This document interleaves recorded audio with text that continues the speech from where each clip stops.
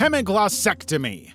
You must have had times when you tried to say a 5-syllable word and it took you 7 syllables to get there. Yeah, it's humiliating. Even if you were a chronic stutterer, you still wouldn't take out your tongue because you talk differently, right? These days, you probably wouldn't do that. But between the 18th and 19th centuries, if you were caught stammering, the physicians of those days had an extreme solution for your little speech impediment. Say you're a royal messenger in 1745. You deliver a message from the next kingdom to your mad king.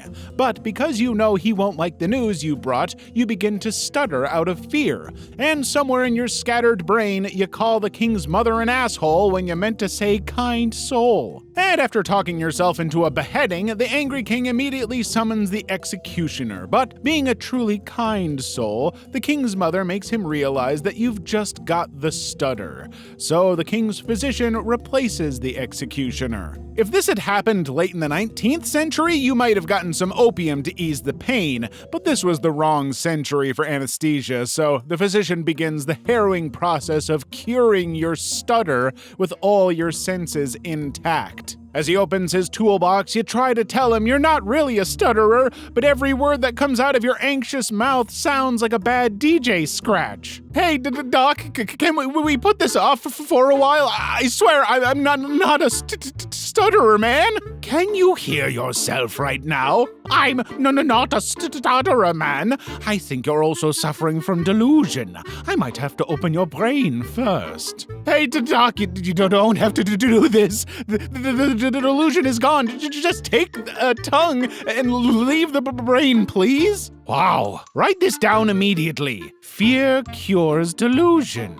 Yes, it does. Open your mouth now. So the doctor clasps your tongue between a pair of forceps and yanks the pink thing out of your mouth. Then he pulls out a pair of scissors that still has a bit of its last victim's blood on it. He tests the blade with a diabolical shearing action that makes you gnash your teeth so hard you bite your tongue. He thanks you for helping him mark the middle of your tongue and cuts through it like a hot knife through butter. And when he's done, you howl and splash blood all over your chest and breeches. You look like you've been eating yourself from the inside. But while you only have to worry about not being able to eat your wife's pudenda anymore, some people actually bled to death from losing half of their tongue, as you just did. Also, just in case you haven't figured it out already, that never worked. That's why doctors only cut tongues now in case of oral cancer or for cosmetic reasons. B tier. Xenotransplantation. Xeno means foreign. Add that to transplantation and you're transferring body parts from one animal species into a totally different one. When this procedure got popular in the 20th century, some doctors actually swore they could cure impotence and every kind of male weakness with it. Xenotransplantation became a craze in the early 20th century thanks to Sergei Voronov in France and John R. Brinkley in the United States. Around the late 1910s, these boys developed a pretty bizarre hobby. They started transplanting testicular cells from young animals into older ones. John probably learned about this practice from Sergei's work since John was the quack. Actually, they were both charlatans. Sergei just had a legitimate medical certificate while John bought his degree from a diploma black market. At first, Sergei was taking testicles from executed criminals and putting them in millionaires. But that ended when France's low execution rate couldn't support the demand for his crooked balls. So he switched to chimpanzees. Meanwhile, on the other side of the world, John was working with goats. And after falsely reporting his success in hundreds of animal experiments, Sergei moved on to humans in 1920. He opened up a young chimpanzee's ball sack and cut thin slices of its testicles. Then he attached them to an 80-year-old man's testicles, and some months later, according to Sergei, the man could take on a prime Mike Tyson in a boxing ring and win. John, on the other hand, paid an old man to take his goat balls so he could prove his theory that goat testicles increase male virility. If you know rich people, then you know they love their ball bags. Maybe not as big as a goat's, but just big enough to make them feel like the goat. So business was booming on both sides. John kept most of his operations in Kansas, mostly because the American Medical Association was hot on his tail. But Sergei had a customer base so global that people were getting his chimpanzee balls in faraway Algeria. The demand for his chimpanzee cojones was so high that he had to build his own monkey farm to cultivate them. Did you see them taking Rob last night? Yeah, I did. What do you think they'll do to him? I heard he's going to auction for a big Hollywood movie. Thanks for your balls, bro. As incredible as it sounds, this con ran for almost 2 decades before Sergey's lies were exposed. And around the same time, a mob of people and institutions were trying to hang John for his crimes in the US. Now, just so you don't say, oh, these awful men did nothing for women, you should know that Sergey also put chimpanzee ovaries in women, and John fixed some women up with goat eggs. Now, put these sick fucks on S tier. Lithotomy. Things can get weird really fast when there's a stone in your kidney, your bladder, or your gallbladder, because the human wiener, for the most part, is simply a jizz and urine dispenser. It's just not designed to pee stones, except if you're a geologist, of course. This was why some physicians developed and specialized in lithotomy to remove these stones as far back as ancient Egypt. In 13th century France, for example, if you were finding it hard to pee and your village physician figured a stone was blocking your pee hole, you'd have to get the nearest lithotomist to help with that. Those guys never stayed in a place for a long time, so if you're in luck, you'd find one on his way to the next town. Hey, Monsieur Marshal, stop! Why have you been chasing my cart like a robber? My God, I thought this was an ambush. Actually, it is. My ex-wife's husband needs a lithotomy and you'll give it to him. Your ex-wife's husband? Yeah, he's also my distant cousin. It's a long story. To start this procedure, the doctor will place you on a lithotomy table and put you in the lithotomy position. So you're laid on a table and with your knees bent, your legs are raised above your hips and held apart by stirrups to reveal your frightened butthole to the physician. All the while, some villagers will be around cheering you on. Also, remember, no anesthesia.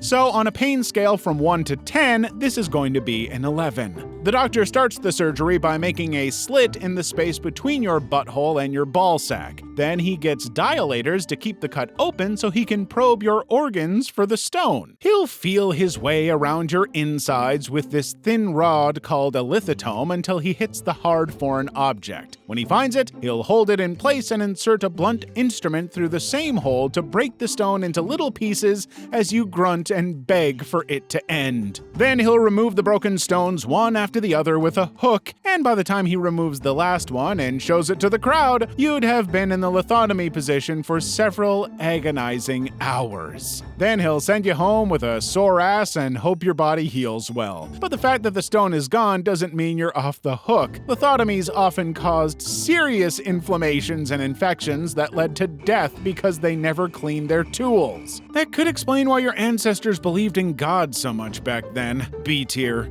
Anal fistula surgery. After devouring a huge bucket of chicken nuggets at an eating competition, you end up in the toilet, and you pay for your gluttony with a big log of shit that rips your butthole. You think the tear is just gonna heal and you'll return to your gluttonous life, but it gets infected. And 2 weeks later, you wake up and find a tube has grown in your asshole and it's leaking blood and pus onto the mouth of your anus. Now that's an anal fistula. This little tube can make life difficult for you if you ignore it. Apart from the awful smell of the discharges, you'll find it hard to walk, sit, cough, or take a shit. Because this weird tube will assault your anus with a constant throbbing pain. Why are you walking weird, man? I've got this tunnel in my butt and it's been leaking all kinds of stuff and it hurts like crazy. I'm going to see the doctor about it today. So if I give you a wedgie right now, it's gonna hurt like hell? Yeah?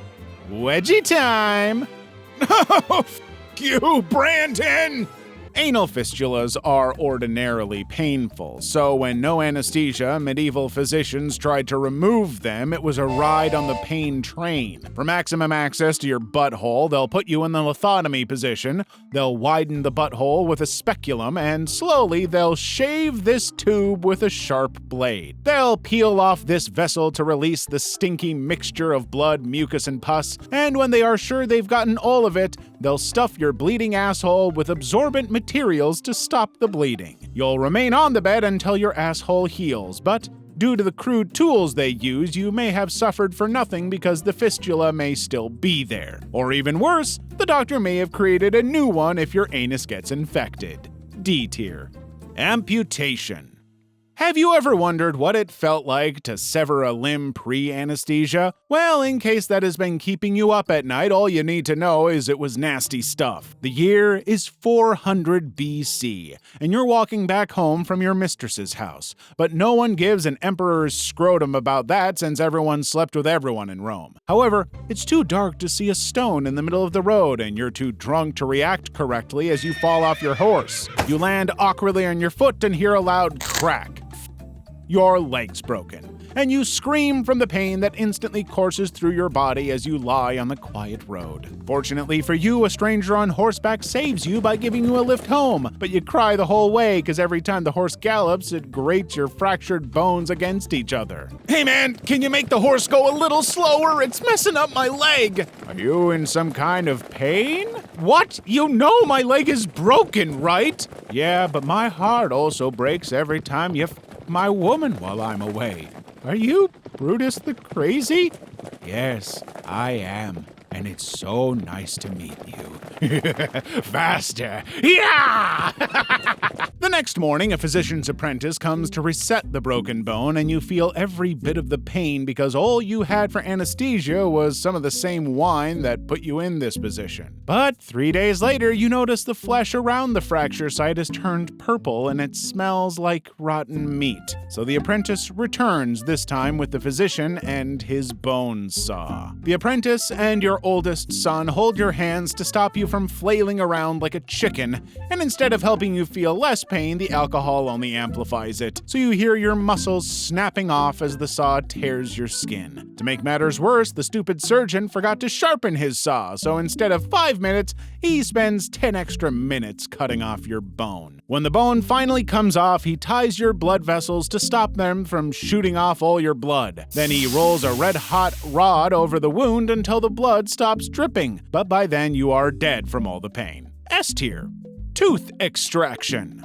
People used to clean their teeth with weird stuff like charcoal, oyster shells, and crushed bones. So it made sense that once in a while they needed to pull out a rotten tooth. Some people even stopped brushing their teeth after one Pierre Fauchard told them to. And those who believe this French fraud had an even higher chance of ending up in the barber's chair, just not for a haircut. The practice makes zero sense today, but back then barbers doubled as surgeons too. So you go to your barber surgeon to remove a tooth that's become a source of unbearable pain. He preps you by telling you to open your mouth. No anesthetic, no calming flute music to take your mind off the pain. He just begins pulling the tooth with a plier-like tool. However, the tooth is a molar, and since you won't keep your mouth open, he takes about 30 minutes to pull it out, and every one of those minutes feels like your last. Even when it eventually comes off, you don't feel instant relief. Instead, you feel a replacement pain. The uprooting of that tooth tears a chunk of your gum with it and destroys the tissues surrounding the tooth, so your mouth looks like you enjoy eating rabbits raw. C tier. Cancer surgery.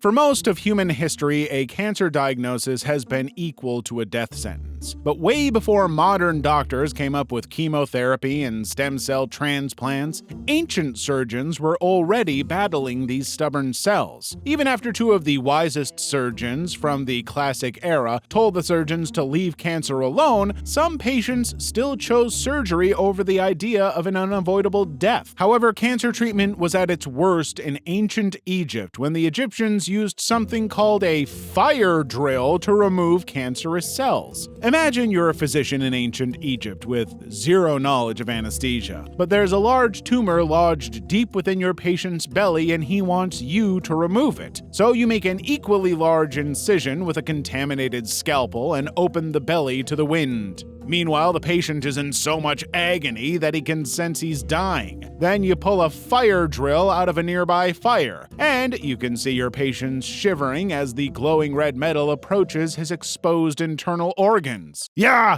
bring it on! I want all the smoke! I'll be back. The overwhelming smell of burning tissues hits your nostrils as you roll the rod around the tumor to burn it off. Then you close the stomach and pray to the god of medicine to heal the wound. Most deaths from this surgery happened during the procedure, and this was why most people in the Dark Ages chose to die with their conditions. Surgeries back then were just medical executions. Let's put this on S tier and get out of here.